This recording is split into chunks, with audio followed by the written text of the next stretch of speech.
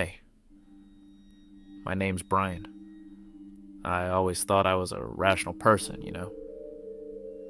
the type who scoffed at ghost stories and rolled my eyes at urban legends. But then something happened to me, something that shattered that illusion of safety and rationality forever. It started innocently enough. I moved into this old house on the outskirts of town. It had that quaint charm, the kind you see in horror movies before everything goes to hell.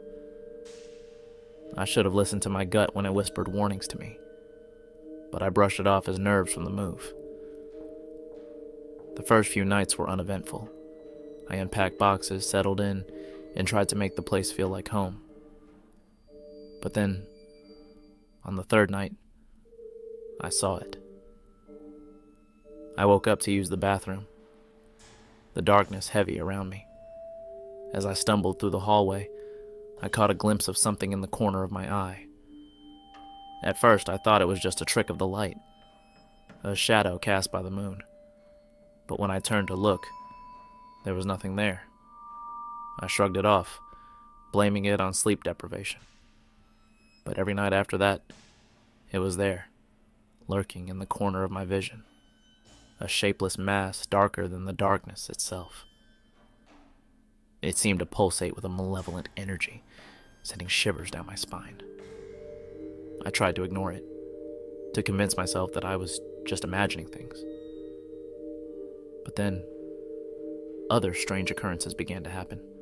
Objects would move on their own. Whispers echoed through the empty rooms, and the air grew heavy with a sense of dread. I knew then that I wasn't alone in that house. Something was with me. Something dark and sinister. I tried to research the history of the place, but there was nothing out of the ordinary.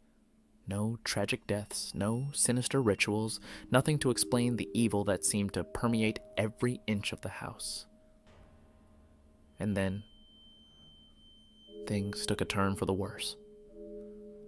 One night, as I lay in bed, paralyzed with fear, I felt something cold and clammy brush against my skin. I wanted to scream, to run, but I was frozen in place as it whispered terrible things in my ear. Promises of pain and suffering, of eternal torment. I knew then that I was dealing with something beyond my understanding, something ancient and powerful. And it wanted me. As the days passed, I could feel its influence growing stronger, seeping into every fiber of my being. I would wake up in strange places, covered in blood, and with no memory of how I got there. I could feel myself slipping away, losing control to the darkness that lurked within me. But the worst was yet to come. One night, as I lay in bed, consumed by the shadows that danced around me, I heard a voice. It was soft and seductive, promising me power beyond my wildest dreams.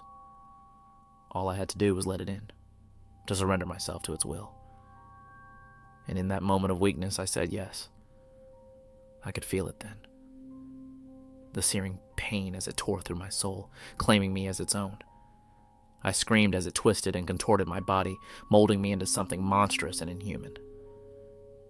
And then, with a final, triumphant roar, it was done. I opened my eyes to find myself standing over the broken bodies of my family, their blood staining my hands. And as I looked into their lifeless eyes, I knew that I was no longer human.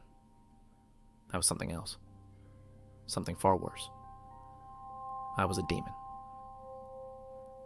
And now, as I sit here in this cold, empty room, I can feel its presence growing stronger with each passing day. It won't be long now before it consumes me completely, leaving nothing but a husk in its wake. So if you ever find yourself in a house like mine, remember this. The shadows are not always what they seem, and sometimes they're hungry.